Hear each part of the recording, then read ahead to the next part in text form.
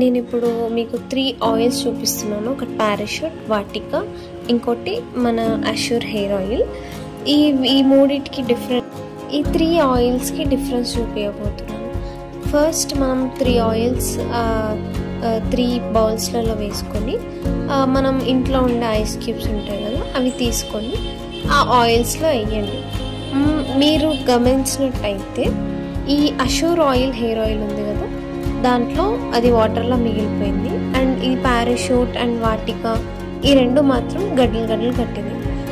అప్పుడు మీకు అర్థమవుతూ ఉండొచ్చు, ఈ పారాషూట్ ఆయిల్ చూడండి ఎలా గడ్డలు కట్టిందో, వాటికా ఆయిల్ కూడా చూడండి. అష్యూర్ హెయిర్ ఆయిల్ మాత్రం అలానే లిక్విడ్గా ఉంది. ఎందుకంటే ఇది కెమికల్ ఫ్రీ, ఇంకా tea tree and arnica flower extract నుంచి తయారవుతుంది. ఇది మైగ్రేన్ ఉన్న వాళ్ళకి చాలా మంచిది.